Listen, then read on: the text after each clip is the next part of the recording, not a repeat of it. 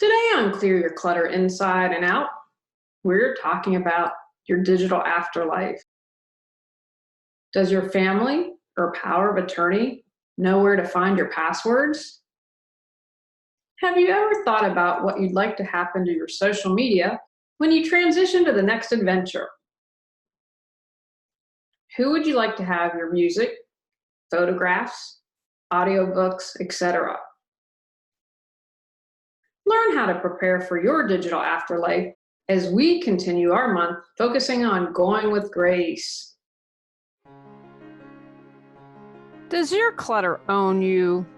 On Clear Your Clutter Inside and Out, we'll teach you how to become aware of your clutter along with action steps to declutter and create the life you desire. Come on, let's get started. Today's episode was inspired because more people my age have died unexpectedly. There was someone I know, they were working on something, had a heart attack at their home desk, and died right then and there. I had another friend who was my age who died unexpectedly, and their social media stuff is still up. They obviously didn't plan for it. It perhaps is something the family didn't think of. And it just is kind of there. And some people might be okay with that. Others might not, especially if your stuff is private. My stuff is public because I figured that there's some hacker out there who can get into it no matter what.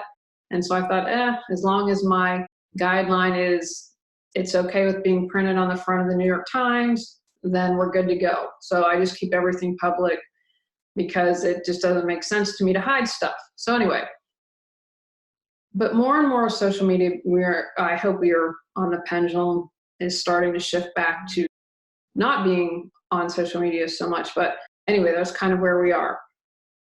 When we went with my parents, my father's great. He has no social media. My mom had this Facebook page, which love you, Mom. And so that was one of the questions when we met with the attorney and accountant, my father, what do you want? How about your online account's passwords? Have you made a document for us for that? Most people these days will have something that is digital or online. That's just the reality. You might not be on social media.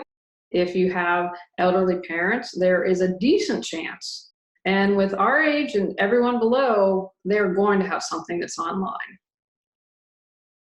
As with the other episodes this month, this is by no means a comprehensive list. I couldn't get everything that needs to be in one podcast episode. So the goal here is to get you starting, get you thinking, get you asking questions, and really thinking and making decisions about your online afterlife.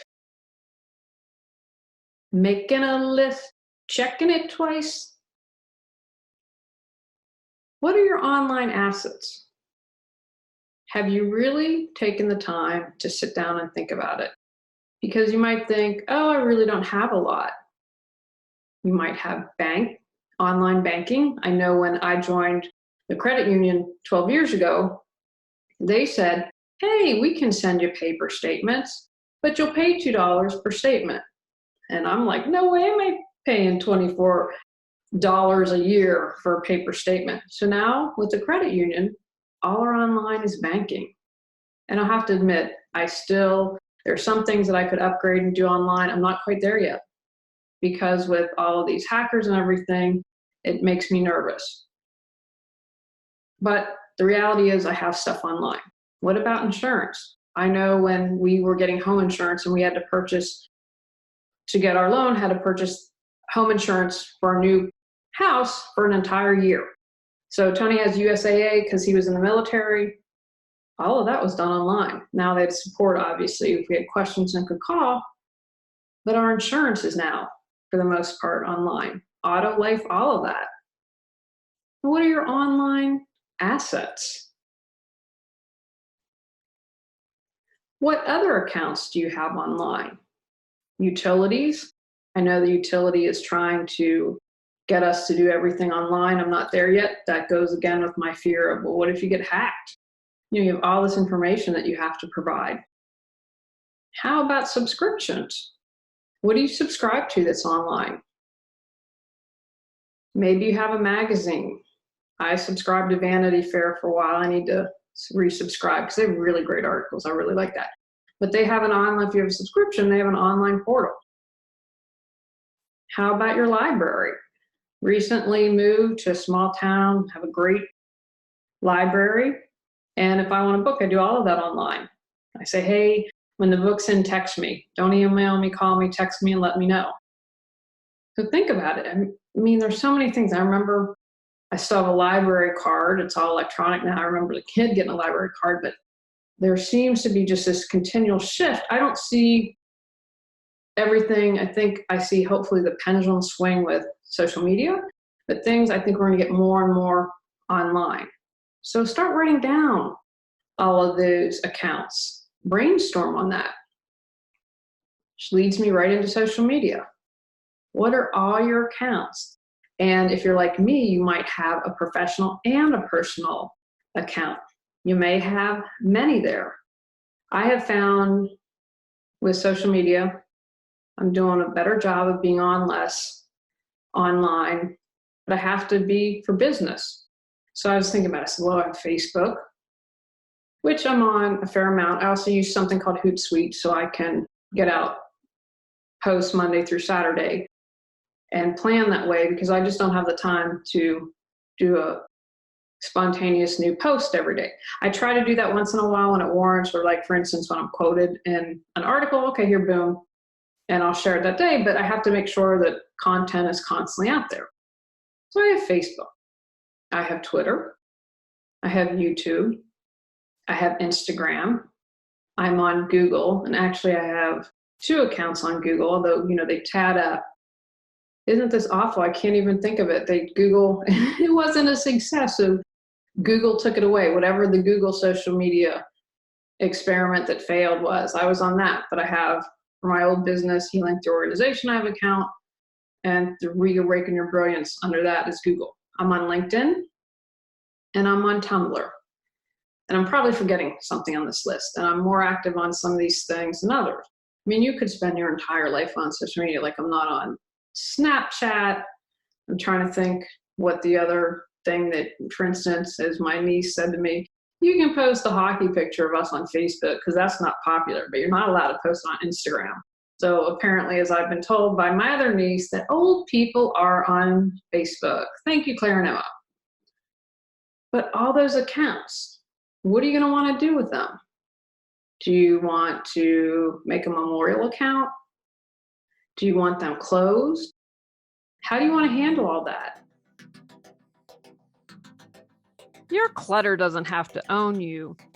Getting organized, clearing clutter, and becoming more mindful and aware is a skill that you can learn and supports you your entire life.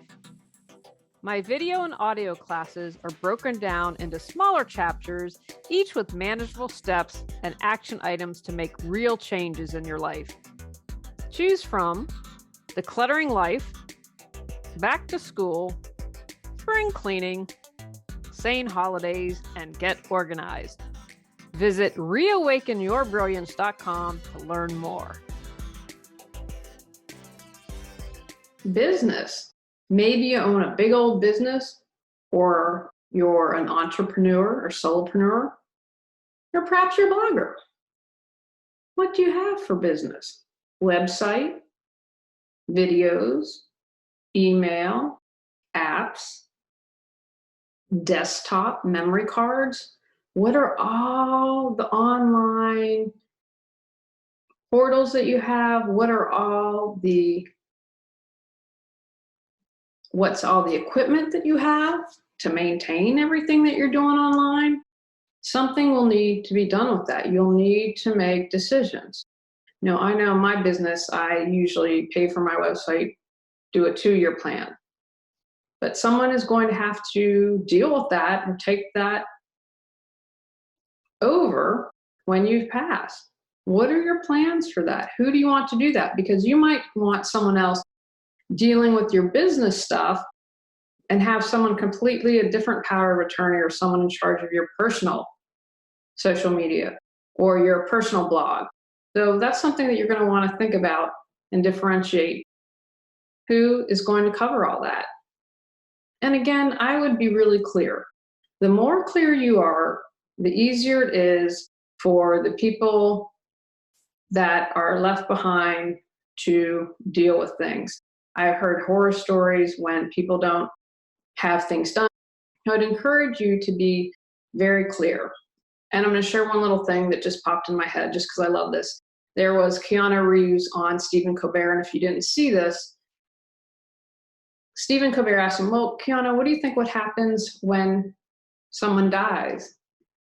And he said, and I thought this was so wonderful and so profound, I believe the people who love us miss us. So I just wanted to share that lovely thought. I know as we talk about our next great adventure, transitioning, dying, can't always be an easy conversation to have. And I really hope that by doing this whole month, focusing on this, that it is going to support people in becoming more comfortable with this, becoming more comfortable that we will leave this physical body at some point. Don't forget data, including files and documents, because it's online on your computer. Now, you might have something like a cloud backup, or again, with computers, even though it's online, whatever tools we're utilizing for that information. Your internet provider, I don't want to keep on paying Spectrum if I'm no longer using it. I'd rather my nieces or an animal rescue or my nephew get that. Rewards program, maybe you can transfer those. Any cloud backups. In business and personal, you probably have email, right? What do you want with all those correspondence? They might have, I know I try to do a really good job of going through my email periodically. I have 3 emails, and well, actually now 4, the volunteer group that I work with, Pause for Life in North Carolina. They have a Gmail account and they do everything Google Docs, blah, blah, blah, which is great. I really didn't use that. Well, because I have Google Voice, it's set up with Gmail, and I never check it. I do everything on my phone. I keep that up to date. And I open up Gmail and I have like 12,000 notifications. No way I'm going to clear all that. And I just didn't realize that everything that was on Google Voice was repeating on Gmail, and I don't know why it's not connected. So I just share, but email, what do you want to have happen to that? What about online communities? Maybe you have shared intimate information. I know in some of the groups I'm on, people have shared what I consider to be very personal information. Perhaps if when they go, they don't want that information shared. So if there's a way to delete all that, those are some things you'll want to think about. What about your games, movies, and music? If you paid for that, wouldn't you like someone to have that? You may have rewards, or like I mentioned a moment ago, library or subscriptions. A lot of that information online. And I encourage you, again, remember, can someone handle both personal and professional? Or do you need to have separate people making decisions and reviewing that? And finally, you'll want to think about all items you use to access your digital stuff. Hardware, such as cell phones, backup drives. I'm about to venture into a backup drive. Let's hope that it works. Tablets and computers. All the ways that you use to access your digital information. Now, I'm going to encourage you to make a master list. I love lists. I don't know what I would do with that list. But include in that list, and I would, again, on a Word or Excel document, have categories, make it easy on the person. How to access the information. For example, you're going to need logins or passwords. If you have gotten a tool such as LastPass and have one major password and it connects with everything, that'll make it easier. But give the login, have the link, so boom, they can log in right away. Make it as easy on people as possible. Because remember, you're gone. You're not around in physical form anymore, and they will be heartbroken. So allow them, give them the gift of allowing them to grieve. take the time to contemplate about what you'd really like done with all your accounts, especially really public items like social media. And as you're thinking about that, do you want an online memorial? Something like legacy.com. Maybe you would like to share with people some ideas that are really important for you. And that way, not only people that you're close with, but others might be able to access that. Who do you want to be in charge? As I've mentioned, you may have someone handling your digital footprint that's separate from the person who's in charge of your estate, because there might be decisions that have to be made when you're gone. I really encourage you to take the time, figure out your online afterlife. And it's really good information for you while you're still alive to have, having easy access to logins, because, gosh forbid that someone attacks your computer. I got this thing, I guess they targeted, I'm thinking, really? I'm who you want to target? I think you'd want to target someone with big bucks, but hey, I'm not a criminal, so I don't know.